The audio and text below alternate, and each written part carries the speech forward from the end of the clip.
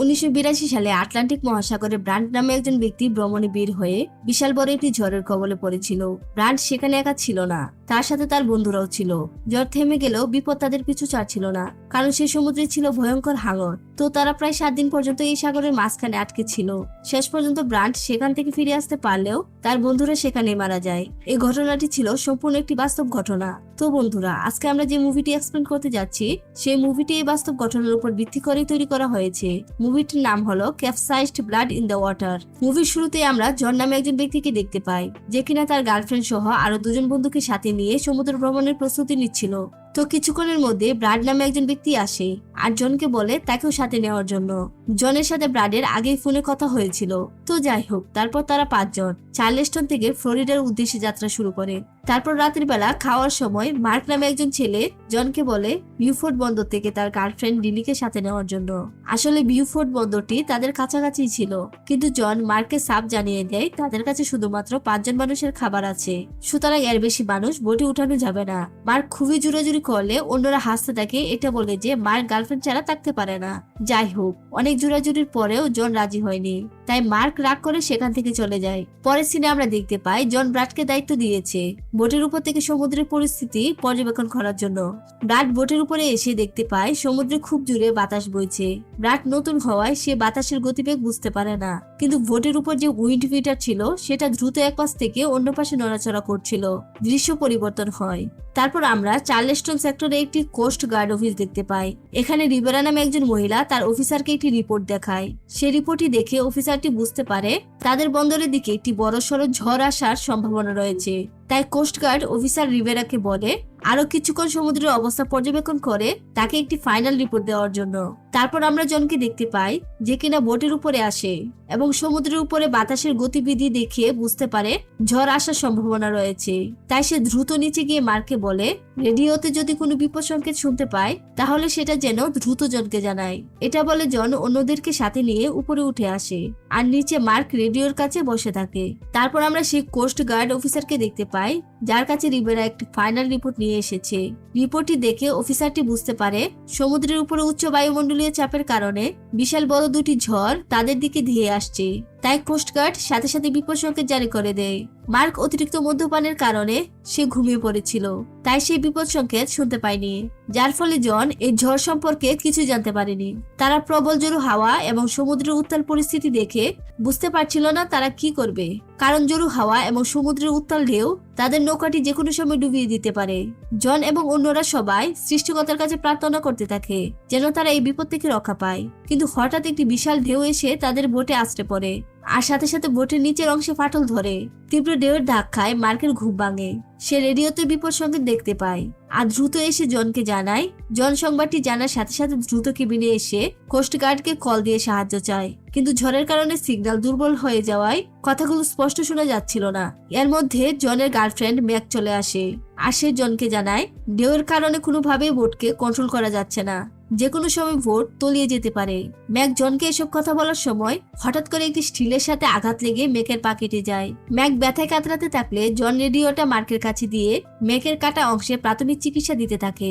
কিছুক্ষণ পর কোস্টগার্ড আবার কল দিলে মার্ক দ্রুত জনকে দেয়। কোস্টগার্ড জনকে তাদের অবস্থান জিজ্ঞেস করলে জন কোস্টগার্ডকে তার লোকেশনটি বলে। আসলে কোস্টগার্ডের সাথে জনের আগে থেকেই পরিচয় ছিল। অফিসারটি জনকে সাহায্য করার প্রতিশ্রুতি দেয়, কিন্তু প্রবল ঝড়ের কারণে তাদের কাছে সাহায্য পৌঁছাতে প্রায় 3 ঘন্টা সময় লেগে যেতে পারে। তাই এই 3 ঘন্টা যে কোনো ভাবে সার্ভাইভ করতে বলে। জন অফিসারকে বলে এই 3 ঘন্টা আমরা কোনোভাবে টিকে থাকতে পারবো না। প্রবল ঝড়ের কারণে আমরা সবাই মারা পড়বো, কারণ যে কোনো সময় আমাদের বোট তলিয়ে যেতে পারে। এখানে কোস্টগার্ড অফিসারের কিছুই করার ছিল না, কারণ ঝড়ের গতিবেগ কিছুটা না কমলে তারা কোনোভাবেই সাহায্য পাঠাতে পারবে না। জন রেডিও রেখে দ্রুত বোটের উপরে এসে বোটটিকে সামলানোর চেষ্টা করে, কিন্তু হঠাৎই বিশাল বড় একটি ঢেউ বোটের উপর আছড়ে পড়লে নিমিষে বোটটি পানির নিচে তলিয়ে যায়। জন এবং তার বন্ধুরা বাঁচার জন্য পানির উপরে সাঁতরাতে থাকে। বোটটি ডুবে গেলেও ভাগ্যক্রমে ছোট একটি লাইফ বোট তাদের দিকে আসতে থাকে। সবাই তাড়াতাড়ি সেই লাইফ বোটটি ধরে এভাবে বেঁচে থাকে। ঝড়ের গতিবেগ কিছুটা কমে আসে। ঝড়ের গতি কিছুটা কমলে কোস্টগার্ড সাথে সাথে একটি হেলিকপ্টার পাঠিয়ে দেয় জনের বলা লোকেশনে এবং সে জনের সাথে যোগাযোগ করার চেষ্টা করে, কিন্তু প্রবল ঝড়ের কারণে তারা ভাসতে ভাসতে সেই লোকেশন থেকে অনেক দূরে চলে আসে। তাই হেলিকপ্টারে আসা উদ্ধারকর্মীরা তাদের খুঁজে পায় না। এবং জনের বোটটি ডুবে যাওয়ার কারণে সেই কোস্টগার্ড তার সাথে কোনো রকম যোগাযোগ করতে পারছিল না। এদিকে লাইফ বোট ধরে বাঁচতে বাঁচতে সকাল হয়ে যায়। তারপর আমরা দেখতে পাই মার্ক ডেব নামে একজন মহিলাকে বলছে, আমার পায়ে আঘাত করা বন্ধ করো। তখন ডেব বলে, আমি তোমার পায়ে আঘাত করছি না। তখন হঠাৎ ম্যাক জনকে বলছে, আমার পায়েও কিছু একটা আঘাত করছে। তারপর ডেব বিষয়টা বোঝার জন্য পানিতে ডুব দেয় আর দেখতে পাই অসংখ্য হাঙর তাদের দিকে আসছে। ম্যাকের পায়ের কাটা অংশ থেকে রক্ত বের হচ্ছিল আর সেই রক্তের ঘ্রাণে হাঙরগুলো এদিকে আসছিল। ডেব চিৎকার দিয়ে বলতে থাকে, সবাই বোটে উঠো, অসংখ্য হাঙর আমাদের দিকে আসছে। তখন সবাই একসাথে তাড়াহুড়ো করে উঠতে গিয়ে বোটটি উল্টে যায়। জীবন বাঁচানোর জন্য মার্ক উল্টে থাকা বোটেই উঠে পড়ে।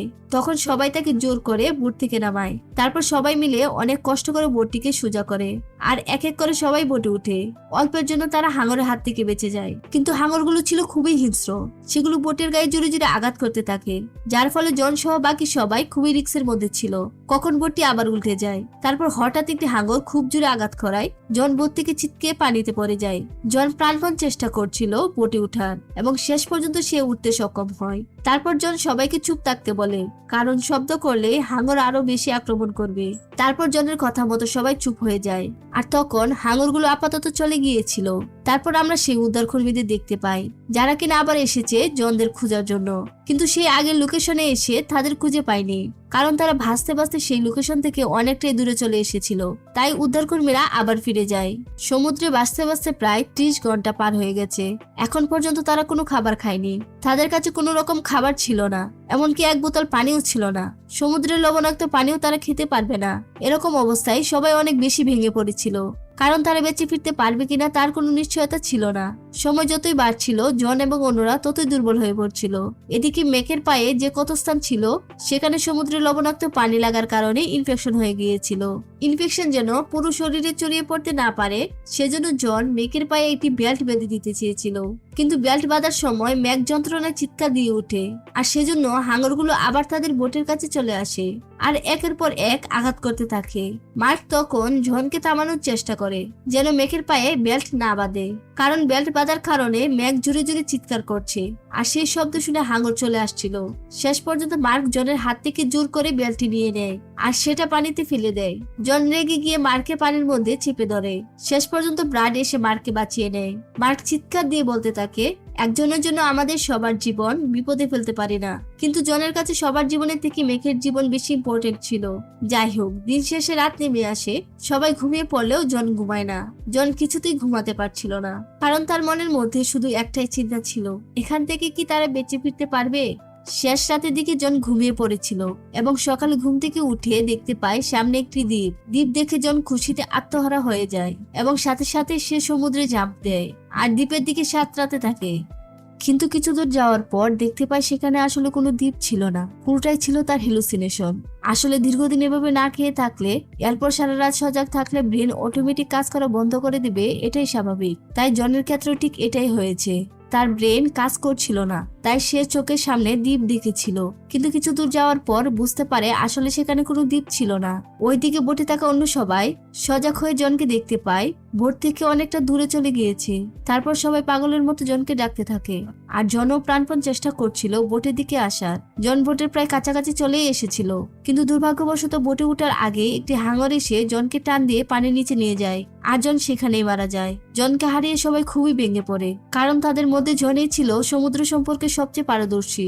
দেখতে দেখতে 59 ঘন্টা পার হয়ে যায়। বোটে থাকা 4 জন ব্যক্তি ভীষণ দুর্বল হয়ে পড়েছিল।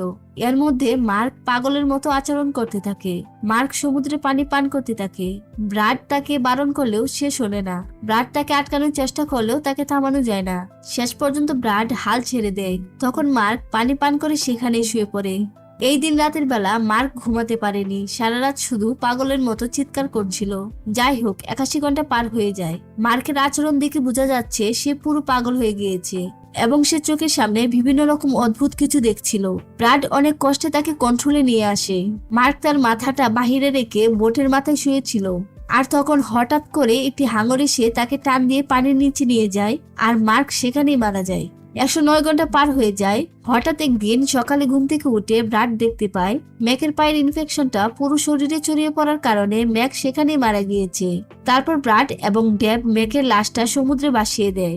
এখন বোটের মধ্যে শুধু ব্রাড এবং ডেব ছিল। ডেব লক্ষ্য করে বোটের মধ্যে ম্যাকের পায়ে রক্ত লেগেছিল, তাই ডেব ব্রাডকে বলে দুজন মিলে বোটটিকে উল্টাবে আর তারপর রক্ত পরিষ্কার করে আবার সোজা করবে। ব্রাড এত দুর্বল ছিল যে সে সোজা হয়ে বসার শক্তিও তার ছিল না, তাই ডেব তাকে জোর করে বসায় এবং তাকে সাহস দিতে থাকে। তারপর তারা দুজন মিলে বোটটিকে উল্টায় এবং রক্ত পরিষ্কার করে, কিন্তু বোটটিকে সোজা করার মতো শক্তি তাদের ছিল না। ওইদিকে আবার হাঙর শব্দ শুনে এদিকে আসতে থাকে। ডেব এবং ব্রাড অনেকবার চেষ্টা করার পর অবশেষে তারা সেটা সোজা করতে পেরেছে। ডেব বোটে উঠে পড়লেও ব্রাড উঠতে পারছিল না। ওইদিকে হাঙরও চলে আসছিল। তারপর ডেব অনেক কষ্ট করে ব্রাডকে উপরে তুলে। 131 ঘন্টা পার হয়ে যাওয়ার পর ব্রাড এবং ডেব যখন বাঁচার আশা ছেড়ে দিয়েছিল, ঠিক ওই মুহূর্তে তারা দূরে একটি জাহাজ দেখতে পায় যেটা তাদের দিকে আসছিল। তখন তাদের মধ্যে আবার বেঁচে থাকার আশা খুঁজে পায়, তাই তারা বোট থেকে সমুদ্রে ঝাঁপ দেয় আর সেই জাহাজের দিকে সাঁতরাতে থাকে। জাহাজের লোকজন তাদেরকে দেখতে পায় আর তখন তারা জাহাজ থেকে একটি টিউব পানিতে ফেলে যেন সেটা ধরে তারা বেঁচে থাকতে পারে। ব্রাড সাঁতরিয়ে সেটা ধরে ফেলে, কিন্তু ডেব পেছনে পড়ে যাওয়ায় সে ধরতে পারে না। তখন ডেব এত দুর্বল হয়ে পড়েছিল যে সে সাঁতরানোর মতো শক্তি পাচ্ছিল না। তখন ব্রাড আবার পেছনে গিয়ে ডেবকে নিয়ে আসে আর ফাইনালি তারা দুজন সেই জাহাজে উঠতে পারে। অবশেষে ব্রাড এবং ডেব বেঁচে যায়। আর এই ছবিটা ছিল সত্যিকারের ব্রাড এবং ডেবের ছবি, যারা কিনা 131 ঘন্টা সার্ভাইভ করে অবশেষে বেঁচে ফিরতে পেরেছিল। পরবর্তীতে তারা হসপিটালে 7 দিনের মতো চিকিৎসাধীন ছিল। সুস্থ হওয়ার পর ডেব তার এই অভিজ্ঞতার উপর টোটাল 3টি বই লিখেছিল এবং সে 2012 সালে মৃত্যুবরণ করে। এই দৃশ্যের মধ্য দিয়ে মুভিটি শেষ হয়। তো বন্ধুরা, ভিডিওটি কেমন লাগলো অবশ্যই কমেন্টে জানাবে আর সাবস্ক্রাইব করে আমাদের পাশে থাকবে। ধন্যবাদ।